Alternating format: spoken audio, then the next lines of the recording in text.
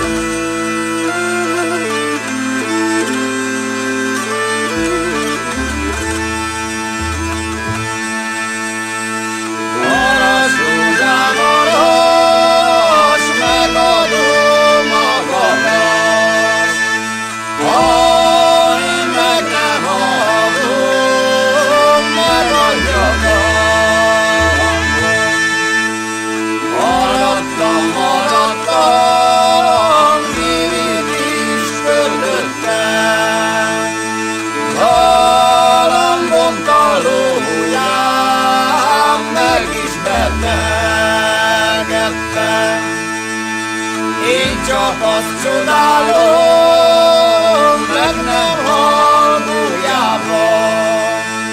Ki a szerető ég, gyakran nem láthatja.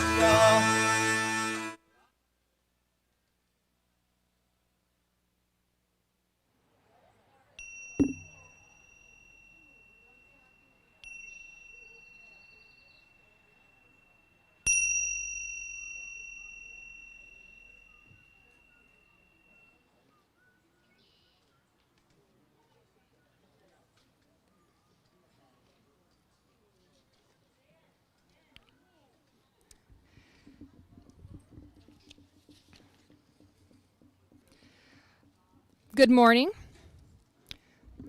Our spirit music is Come Sing a Song With Me. We're going to do 2 verses. I know everybody knows this song and enjoys it. So you're welcome to sing along quietly in your space. Come Sing a Song With Me. We'll do the first verse, and the second verse we'll do Come Dream a Dream With Me.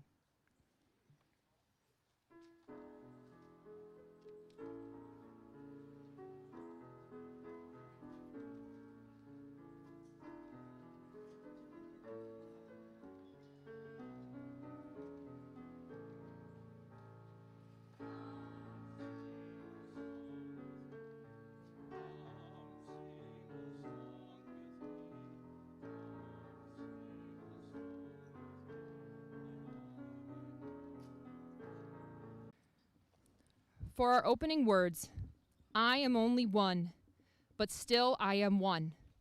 I cannot do everything, but still I can do something.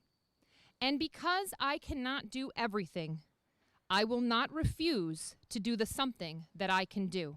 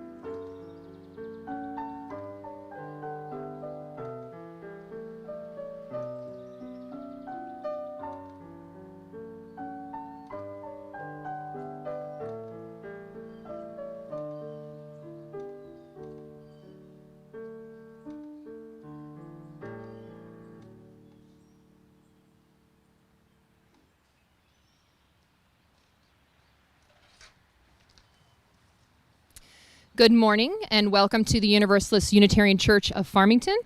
My name is Elizabeth Knight and I am the chair of the Sunday Services Committee. The Sunday Service Committee helps coordinate everything that you see here, from the ushers to the music to our sound and video for those of you who are watching at home. Our minister, Reverend Leonetta, is out of the pulpit today, and we are fortunate to have Reverend Ken Phifer with us today. I'll tell you a little bit more about him later. We are happy that you have joined us today for this outdoor service. The service is also being broadcast via FM tuner that you can hear from your car if you prefer. The broadcast station for that is 107.7 FM. If you have a joy or a sorrow you would like to share, there are blue cards at the usher's table that you can fill out, and it will be read later in the service. As we begin our service, we remember that our UU principles begin with our pledge to affirm and promote the inherent worth and dignity of all people. We are a welcoming congregation. We welcome into our community people of all races, sexual orientations, belief systems, and ages. And I have several announcements this morning. The first being that the next 2 weeks will actually be virtual services. So we had planned to have a virtual service online coinciding with the Memorial Holiday weekend next weekend. I know there's a lot of people who probably have plans or would like to visit with family with some of the changes that have taken place in mask recommendations and outdoor events. So we'll be having a virtual service next week. And then additionally, the following Sunday is June 6th. We will also have a virtual service then, because that is the same week as our congregational meeting. And we determined it would be best to have the congregational meeting online the same way we did last year, so that way we can maintain quorum and we get the most number of people in attendance for the congregational meeting. While there's a lot of you here this morning, there's still quite a few of our members who are choosing to watch from the comfort of their homes. So we want to make sure that they also have the opportunity to participate in the congregational meeting. So the congregational meeting will be on Sunday, June 6th at 11:30 a.m. It will be on Zoom like it was last year. Materials and absentee ballots were mailed yesterday, so they should be on your way. Check your mail for those. All the materials and the absentee ballots on their way. But we do ask that you please attend the Zoom meeting if at all possible. We do need to have quorum. So we need to have at least 31 attendees to have quorum online so that we can have that meeting. If you have any questions, you can reach out to me, you can reach out to Linda Brown or any member of the board about the congregational meeting. And then also, there is also a handout from Reverend Ken Phifer for today that goes further in depth in regards to what he's going to speak about, so make sure that you grab one as well. Please join me in our litany. This is our sacred time and space. We gather in community to renew our spirits, to explore the mystery, and to share our joys and sorrows. With you, I find strength. Together, we become bound by love and respect. With me, you can share your deepest self. Together, we learn to understand and to forgive. We share triumphs, and they inspire. We share failures, and we share our human nature. We share joy, and it multiplies. We share sorrow, and it begins to lessen. Please join me in reading our words of offering. This gift we now bring, this present, this token, these words can convey it, the joy of this day. When grateful we come, remembering, rejoicing, this contribution we now offer in honor and praise.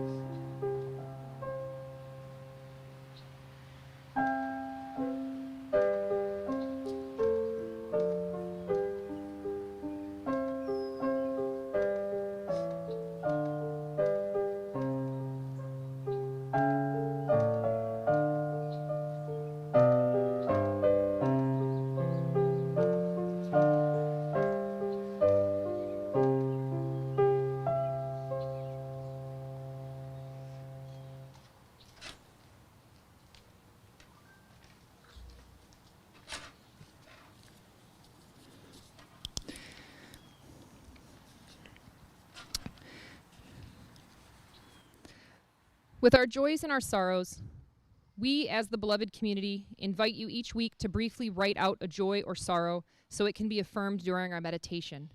Our community of many woven threads is strengthened by your sharing. Today I have a couple joys and sorrows that have been passed up to me, and then I have a couple additional to share.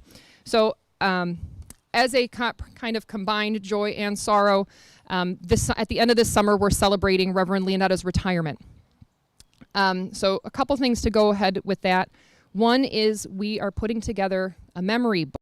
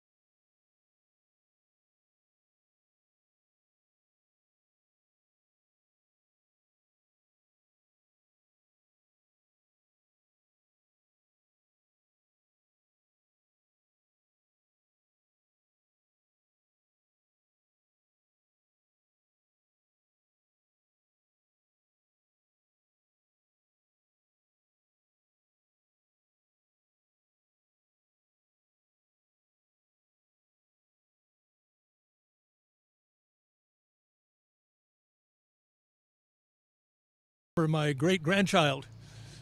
She was born last August 31st. Her name is Evelyn Olympia Hadley Kello. Her father is Michael Hadley. Her mother is Carrie Kello. The Olympia is because Michael loves the town of Olympia, Washington, where he lived. Evelyn was the name that Carrie wanted to name her daughter from her earliest childhood. It also happens to be my mother's name, so I could not be more pleased. This coming Thursday, I will meet my great-grandchild for the first time. Because of the pandemic, we've had to stay apart. They wanted to be very protective of this little one. But this Thursday, she's coming here to Ann Arbor, and I am looking forward to that more than I can tell you right now. I also want to comment on what a lovely, oh, thank you. Yeah, I had a lot to do with it, right? I want to comment on this beautiful setting that you have here. I've always loved the setting of the Farmington Church. It happens to be a particularly beautiful day. And I couldn't help but think of, this is probably how Jesus must have talked to the many different groups that he spoke to during his short lifetime. He didn't speak mostly inside synagogues. He spoke outdoors, on mountaintops, by the riverside, in dusty roads and whatever. And so there's a kind of a long tradition, because we do have a connection to the Christian tradition. There's a long tradition that we're honoring by meeting outdoors here. I love this a great deal. I hope that you will take advantage of the 4-page piece that I wrote about Max Ehrmann. He is one of the more remarkable human beings in my experience, and I hope that you'll take advantage of reading about it and of how I came to know about him and what I did. It's what, Liz, did you say it's over there? Yeah, it's over there. I'd like to begin with the meditation that Max Ehrmann wrote. It's called A Prayer. So I invite you into a time of quiet and stillness and inward examination as we listen to these words of Max Ehrmann's prayer. Let me do my work each day, and if the darkened hours of despair overcome me, may I not forget the strength that comforted me in the desolation of other times.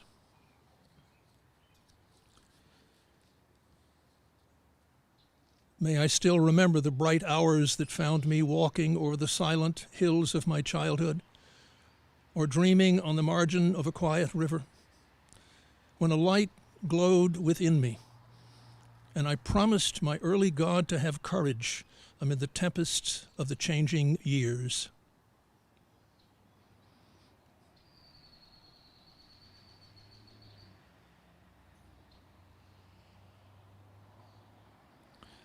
Spare me from bitterness and from the sharp passions of unguarded moments.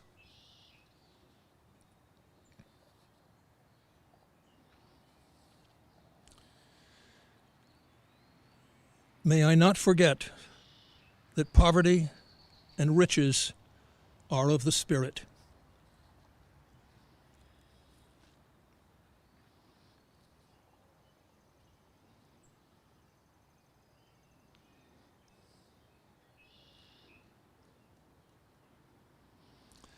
Though the world know me not, may my thoughts and actions be such as shall keep me friendly with myself.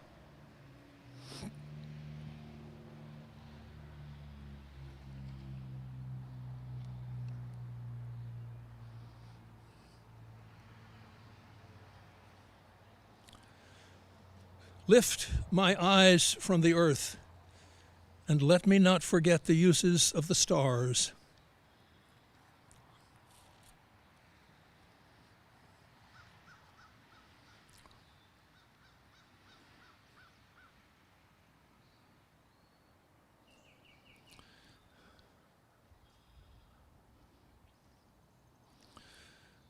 Forbid that I should judge others, lest I condemn myself.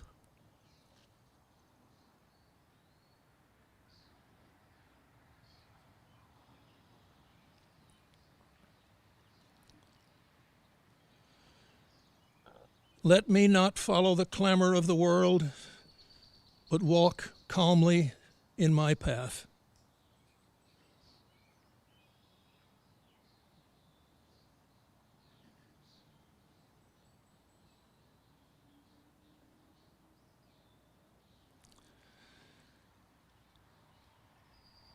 Give me a few friends who will love me for what I am, and keep ever burning before my vagrant eyes the kindly light of hope.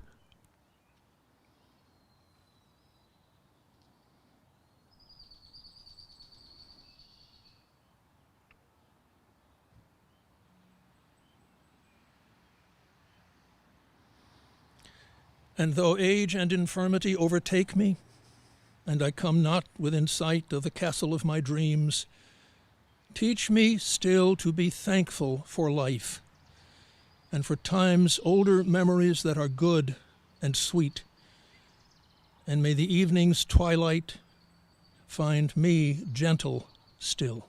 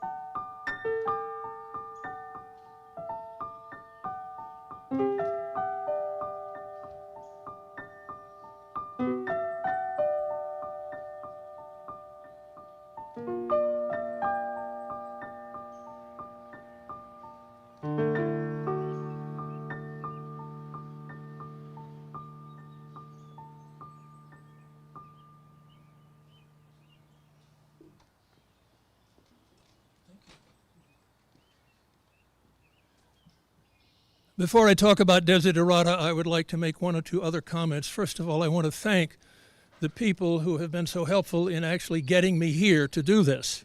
I'm thinking of Liz, I'm thinking of Margaret, I know there have been others, and the beautiful music that we have heard from Karen. Thank you. That's an important part of things. I also want to remind you, every time you come to church, I hope that you will read what's on the back of the program at the bottom. Freedom of the Pulpit invites our speakers and ministers to share their viewpoints, beliefs, and opinions in accordance with a respectful freedom of speech. We do not edit, censor, or pre-approve the messages and sermons you hear on Sunday.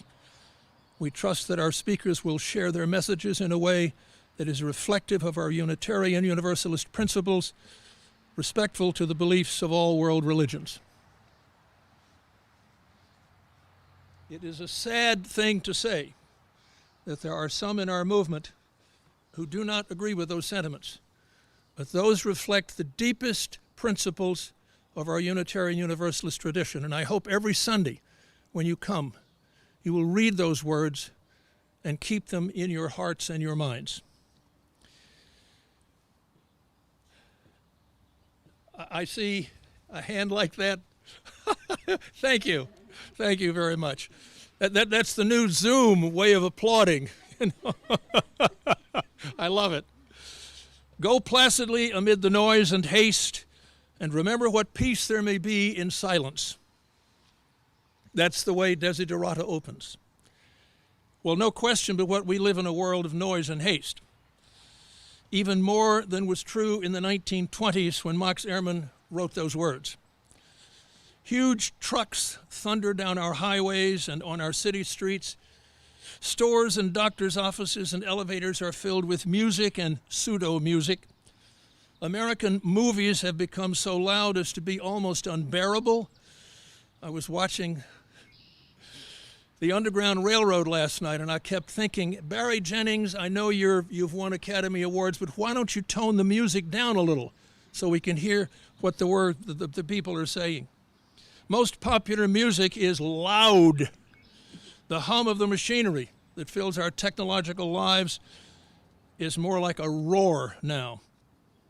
We move to the beat of our machines, a fast-paced step that gives us little room to breathe or to think or to reflect. Messages flood in to us from computers and telephones and fax machines and smartphones and sometimes even the Postal Service, and everybody wants an answer right now. 3/4 of the mail that I receive has the word urgent printed on the mail. Noise and haste. So Ehrmann says, go amid this placidly. Now that's a rare word that you don't hear often, the word placid. It means mild. It means peaceful. It means serene. It means not easily disturbed. One of the things I like about our president is that he seems placid. He seems calm. He seems not filled with or moved by noise or haste. Maybe we could all learn from Ehrmann and Biden, and I think Obama was very much the same way, to remember what peace there may be in silence. And you will notice that there was silence in the meditation and that you have it printed on your program. Maybe every day we should take some time to be quiet, to be alone, to calm down, to reflect, to meditate, to realize it's just life and it will all work out. And if it doesn't work out, it's still life and it will still be all right. As someone who is not very placid, no one would ever use that word to describe me, I try to remember the words of Julian of Norwich, a medieval religious. She was a placid spirit, and she wrote, "And all shall be well, and all shall be well, and all shall indeed be well." She was nurtured in silence and calm, and continued to practice these disciplines throughout her life, as did Max Ehrmann. Desiderata goes on, as far as possible without surrender, be on good terms with all persons. Now that makes a great deal of sense. The human world is made up of us imperfect creatures. We all do things that annoy other people. We disagree on a wide range of ideas and actions. Keeping friendly with others helps to keep minor differences from erupting into major quarrels. However much energy is then saved for the enjoyment of life, rather than being squandered in fear and hostility. Anger takes a lot of energy. Assume the best and believe the worst only when the evidence is incontrovertible. The motto in national political life certainly seems to be the exact opposite of that. Believe the worst, and believe it's good only if the evidence becomes incontrovertible. So too little of merit is accomplished by our Congress and by our state legislatures, and too much of hot air tries to hide that fact. Appointed officials almost always join in the fray. Bill Clinton was right. Politics, he said, is a contact sport. And I think that works to the detriment of those of us who are citizens. Everybody benefits from a pleasant atmosphere and from a sense of mutual trust and appreciation. Speak your truth quietly and clearly, and listen to others, even the dull and ignorant. They too have their story. Avoid loud and aggressive persons. They are vexatious to the spirit. As a non-quiet person, I strive to heed the wisdom of speaking quietly and clearly. The point Ehrmann makes is that truth speaks with its own force. It does not need to be loudly proclaimed.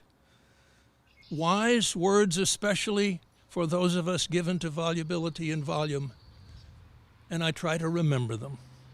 Listening is such an important skill. How can a doctor treat a patient if the doctor doesn't listen to the patient describe what is wrong? Not just pay attention to the tests that they have. How can a lawyer help a client if he doesn't know what the legal situation is that brought the client to him?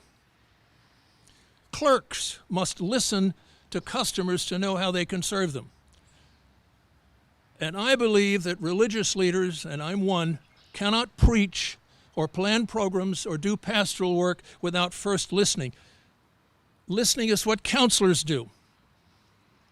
And counselors' offices are filled with people in need of someone who will listen to them.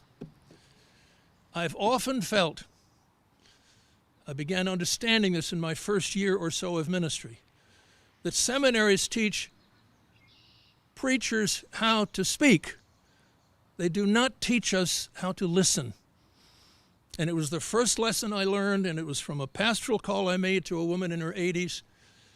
And she said to me, she said, "You know how to talk. Do you know how to listen?" And I've tried to listen ever since. We're all probably guilty of not listening to those people we regard as dull and ignorant. It may be outward appearance or religion or political affiliation or some other characteristic we find offensive or of little merit that causes us not to listen. There is a tale, it is perhaps apocryphal, I do not know how truthful this tale really is, of how Charles Eliot, who was the president of Harvard College, my alma mater, from 1869 to 1909, he learned the hard way. When an older couple looking really shabby showed up in his office, and his secretary thought, "Oh God, I can't let that couple in there and waste his time." And so she kept putting them off, and they said, "Well, we will wait until he's free." They waited almost the whole day and finally got in there. And they asked President Eliot, how much money would it take to provide a memorial for our son? And he thought, "Oh God, that's just what we need, a statue in the middle of Harvard Yard." And he waffled and said that that's probably well beyond what you could afford. "Well, how much would a new building cost?" And he said, $3 million. And they said, "We can do that. That's not a problem." And he thought, "Oh God, I've got crazies in here. I got to get rid of these folks. I don't have time for this." So he sent them on their way, telling them he'd be in touch. He'd give them a contact later.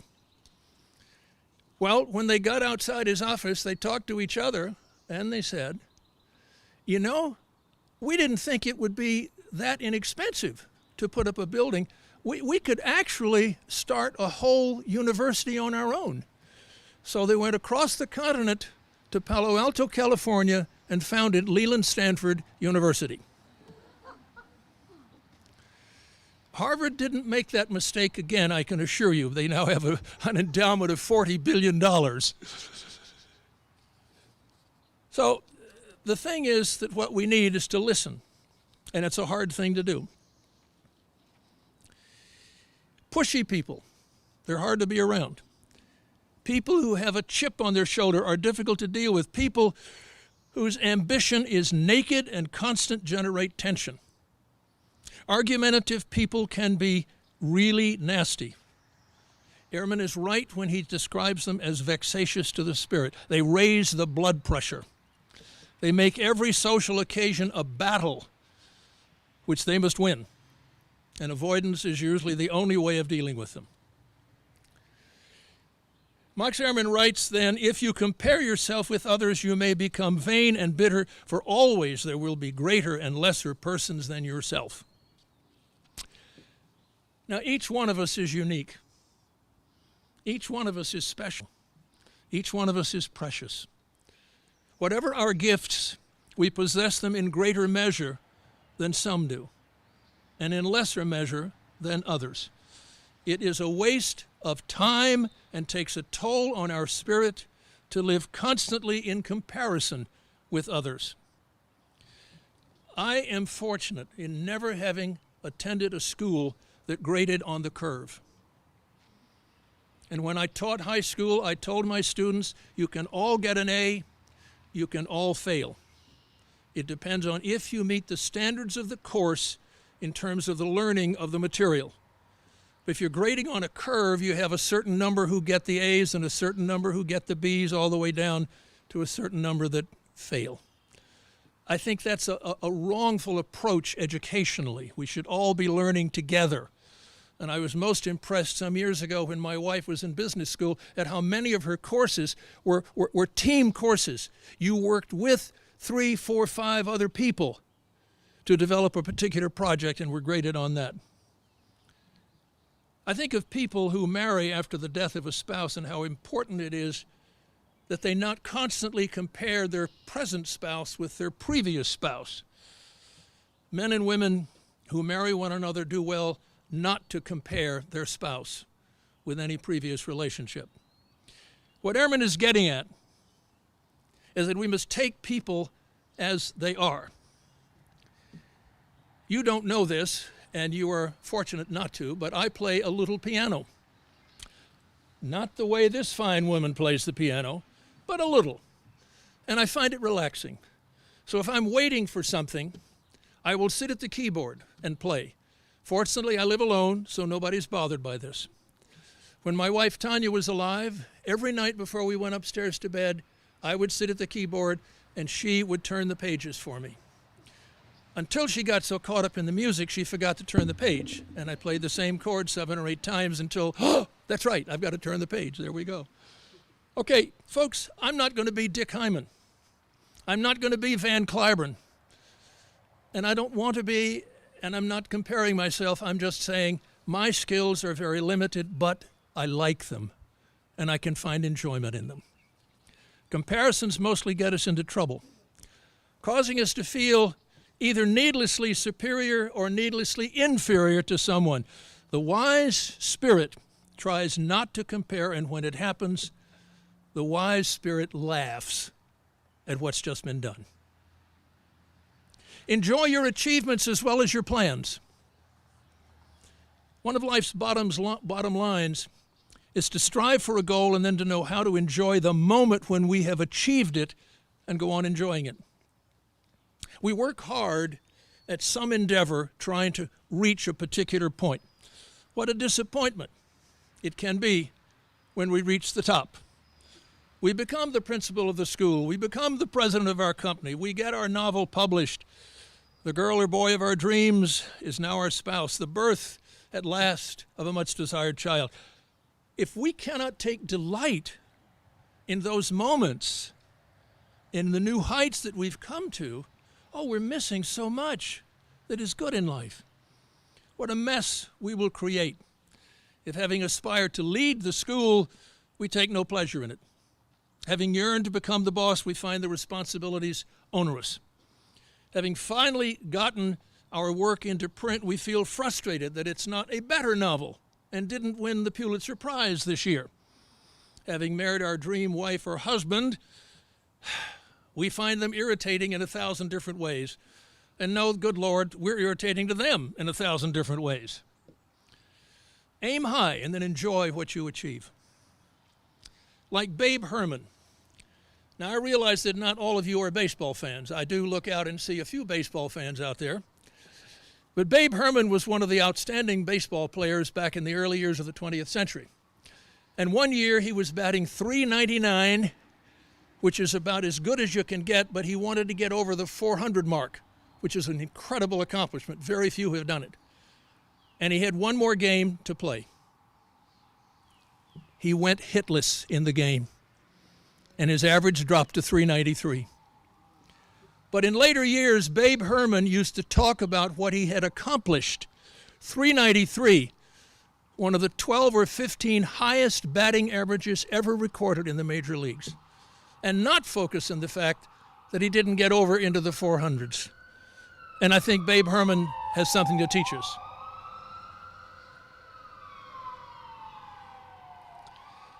I think the Apostle Paul, and I don't often quote the Apostle Paul, but I think he had the right idea. He once said that we should learn to be content in whatever state we find ourselves. And I think that's particularly true when we have attained what we have worked long and hard for. Keep interested in your own career, however humble. It is a real profession in the changing fortunes of time. Ehrmann pursued law and then business. But eventually he turned to what he would probably have said was his real interest, namely writing. His wife helped him to make that decision. He indeed practiced what he preached. He continued till the end of his days to write. And when his fortunes changed, he became unhappy with being a lawyer, so he switched to business. He became unhappy with business, so he turned to writing, and there he'd found where he really belonged. He was ready to do it. None of us knows what time will bring to us. So having a skill, a license, an education, training, an interest that we have maintained at some level, even if we are not using these things for a while, can make a huge difference in our lives. I know someone who was out of the business world for 15 years, but she continued to practice some of the things that she needed when she was in business. So when her husband's work declined and then vanished and they needed money, she was able quickly to get back into the business of selling real estate, and the family suffered only the most minor of financial bumps because of it. Exercise caution in your business affairs, for the world is full of trickery, but let this not blind you to what virtue there is. Many persons strive for high ideals, and everywhere life is full of heroism. From Watergate to Irangate, to the lies we were told about Iraq prior to the invasion and afterwards, from the many lies that came forth from the Trump administration, from con artists who make bunco squads necessary for police forces, to people who cheat on income taxes, or people who play games with their friends. There is a lot of nastiness in the world. Don't be a sucker, seems to be what Ehrmann is saying. Trust the folks you are playing with, but cut the cards. Now, that sentiment is a somewhat pessimistic one, but it is quickly balanced by Ehrmann proclaiming his faith in human goodness. I think most people do have high standards. And I think most people do try to live by high ideals. And Lord knows we fail. I could stand up here for hours and tell you my own failures, and my guess is that most of you could do the same with your own lives. We don't achieve all that we really want to do. We aren't quite as good as we'd like to be. But heroism is all around us. And have we not seen this in multiple instances in this past year and several months, as people have responded to the pandemic with what must be declared as heroism? I'll give you another example of heroism.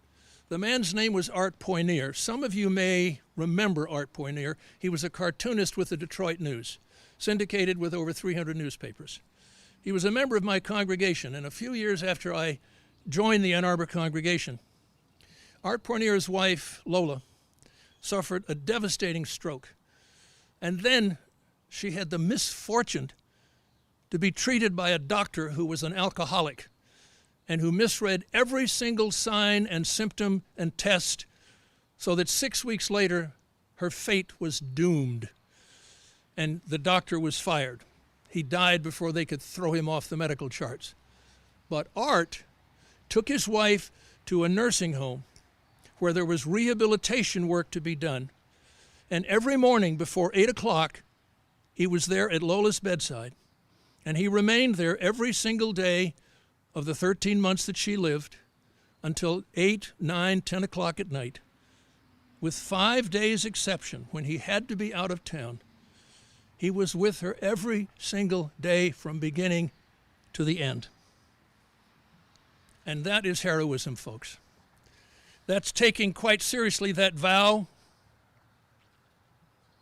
that for better and for worse. I've known a lot of people as a minister like him, and fortunately, these are among the memories that have not faded from my life, because they inspire me. Be yourself, especially do not feign affection. Neither be cynical about love, for in the face of all aridity and disenchantment, it is as perennial as the grass. Love comes in all kinds of forms, mates and partners, parents and children, friends and colleagues. Sometimes even there's love between those who are our enemies and us. I have 5 children, and I see the kind of love they have for their offspring all the time. 5 children, 17 grandchildren. And you've already heard me mention my one beautiful great-grandchild. And if you would come to my home, you would see pictures of Evelyn on the refrigerator and various other places. I am reminded of her constantly, and it's all about love. Think about teachers and how much teachers love their students, as I know those of you in this congregation who may be teachers certainly do. A sociology professor some years ago sent her students into the slums of Baltimore to take case histories of 200 people living in the most straitened of circumstances. And she wrote a valuation on each one of these 200 boys. And she said that there's not a one of them that has a chance to have a good life. Many years later, they did a follow-up study on the 200 boys.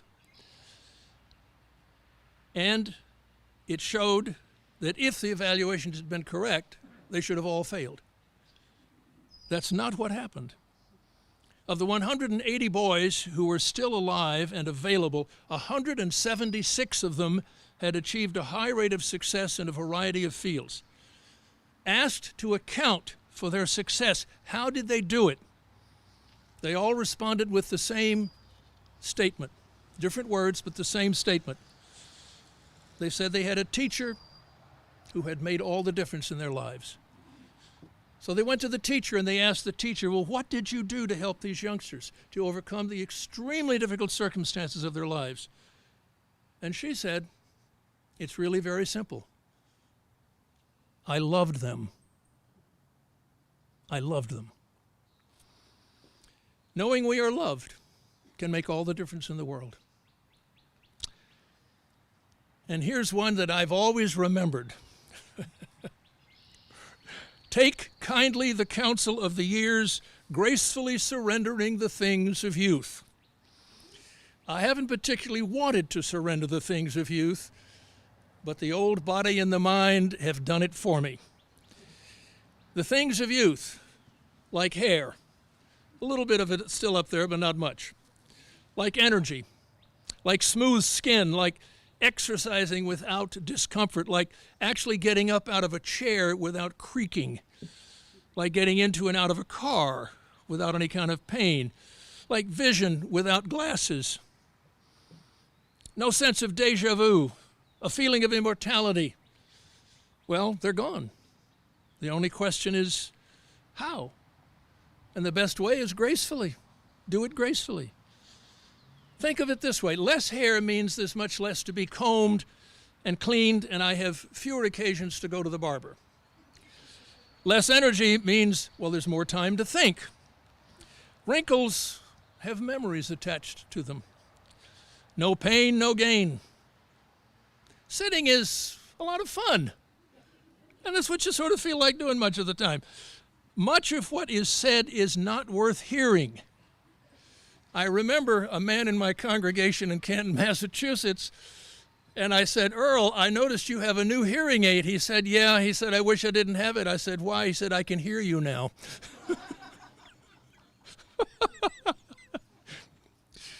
So who wants to read the fine print anyway? I certainly can't do it anymore. As I've moved into my 9th decade, I will be 83 in a few weeks, few words have been as helpful as these. Take kindly the counsel of the years, gracefully surrendering the things of youth. I'm trying, folks. I'm trying. Nurture strength of spirit to shield you in sudden misfortune, but do not distress yourself with imaginings. Many fears are born of fatigue and loneliness. Beyond a wholesome discipline, be gentle with yourself. We all know that misfortune can descend upon us at any moment. On the highway, on a city street, a bad diagnosis with no symptomatic warning, the collapse of our company, the loss of our job. We prepare for such calamities every day by disciplining ourselves to good habits that will keep us healthy, good habits that will enable us to rebound from the bad things that happen, good habits that become part of the way we live no matter what our circumstances. Wholesome discipline is discipline that builds such habits without turning us into fanatics. We all have feelings of inadequacy. We all make mistakes, but rarely are the mistakes we make catastrophic. Usually they're minor. But don't dwell on them, particularly not in the wee small hours of the morning. Maybe this isn't true for you, But I find life is immensely harder and more tragic at 4 o'clock in the morning than it is at 4 o'clock in the afternoon. Ehrmann's advice is solid. Be gentle with yourself. Don't ignore flaws and errors, but don't exaggerate them. Be gentle with yourself. Make it part of the wholesome discipline you develop as a shield against sudden or extended misfortune. Be gentle with yourself. You are a child of the universe, Ehrmann writes. No less than the trees and the stars, you have a right to be here. And whether or not it is clear to you, no doubt the universe is unfolding as it should. Therefore, be at peace with God, whatever you conceive God to be. Isn't life amazing? We are a terribly small part to be sure, but a part of the enterprise that is the universe. What we know of it, its magnitude and its complexity and its constant surprises, in the midst of astonishing regularity, should bring us to our knees in joyful gratitude. Whatever explanations we have for the universe, God, the gods, chance, an infinite and eternal nature, or something else, it is truly awesome. Whether we reflect on the hundreds, now think about this, the hundreds of billions of stars in the galaxy, and the hundreds of billions of galaxies in the universe that we know about, and there may be more. Whether we reflect on the teeny-tiny little genes that are the determinants of life, and that in huge percentage we human beings share not just with monkeys, but also with pumpkins. Ye gods. Surely we must feel a sense of awe at what is, and that it works largely outside our control and involvement, and that somehow we fit into the process. We belong to this wonderful process, however it came to be. And it seems to me that recognizing that is what worship is all about. And whatever your labors and aspirations in the noisy confusion of life, keep peace with your soul. Whether we work high-rise construction or trim and beautify nails, whether we are the CEO of a company or carry the mail, whether we are a paralegal or a physician's assistant, life is often going to be confusing and full of voices telling us to do this or to do that. And if we do those things, we'll live forever. Somehow, we have to keep a steady course in life through all these urgent, conflicting messages. Otherwise, our work will not receive the attention it deserves as we listen to all the junk talk. Otherwise, we will abandon our dreams too easily because others will criticize them and tell us they're unworthy or impossible. Maybe this is what prayer is about. Taking time each day at some regular interval to just sit still and commune with ourselves. To keep peace with our soul means we must be honest with ourselves. To keep peace with our soul, we must touch base with our highest ideals. To keep peace with our soul, we must remember that, hey, I am only one person. That one person cannot do everything. That one person, however, can do something. That every person, including this one person, me and you, has an infinite, inexpressible world. And finally, these words, with all its sham, drudgery, and broken dreams, it is still a beautiful world. Be cheerful. Strive to be happy. We all know that life can be dreadful. Our political candidates don't win. Bad laws are passed. Courts render terrible judgments. Advertising focuses illusion in us so that reality hurts. Hypocrisy abounds. Promotions are not forthcoming. The nightly news is a catalog of death and disaster. Our jobs, if we still have them, are tiresomely routine. Even our friends seem less interesting than they used to be. The thrill of life can vanish ever so quickly. But we do not have to let it go. Check out a sunset. Or just while you're sitting there, take a look up at these beautiful trees that I've been admiring since I was sitting in the chair over there.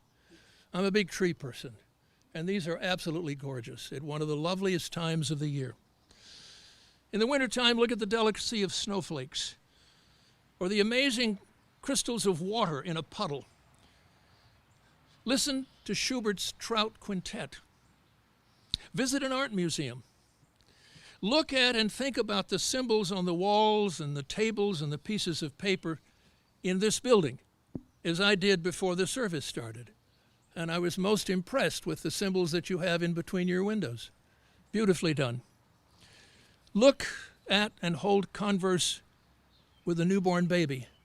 And I have just learned with the birth of my great-grandchild that small infants are now being taught to use their hands the way the deaf do in order to communicate. Even, they can't speak, but they can communicate. I want milk, I want water, I've got a dirty diaper, or whatever. That's wonderful. So you can communicate with a baby. Or go watch a grandson play a rugby game, as I did when my grandson Spencer was in college. Life is full of excitement. Life is beautiful. Cheerfulness is an appropriate response, and the practice of cheerfulness is certainly a way to strive for happiness. It is a great way to live. The little boy, I'm not talking about this fine young man here, but the little boy said to his mother after church one Sunday morning, "Mom, I'm going to be a preacher when I grow up." "Oh," she said, "why do you want to do that?" "Well, Mom, I have to go to church on Sunday, and I have found that I would much prefer to talk rather than to sit and listen." So maybe some of you, when you grow up, might want to be a preacher too, so that you can talk and not sit in a church service and listen. I appreciate your willingness to sit and listen to me talk for a while. I love doing this, and it's been a while, but I always enjoy it. I feel sometimes that I was born to be in a pulpit. And I've shared with you some of the reflections on one of my favorite pieces of wisdom, Max Ehrmann's Desiderata. Read it. It's printed on the printed copy over here, plus the little story about how it came to be. I encourage you to read it, to feel it, to think about it. And if you feel a sermon coming on, then talk to your worship committee. I am sure they would welcome you into the pulpit, and if not them, perhaps Leonetta would. So I want to close with these words by Max Ehrmann. It's a poem he wrote called "If You Have Made Gentler the Churlish World."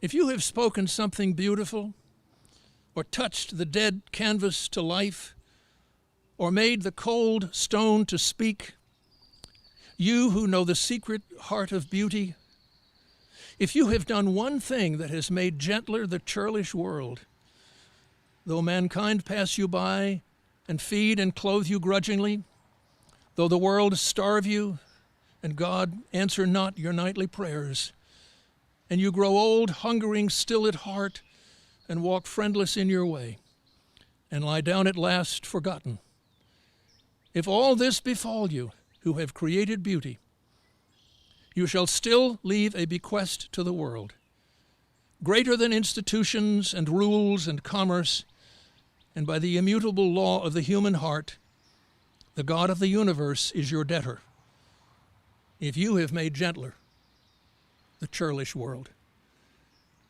May we all be engaged in doing exactly that.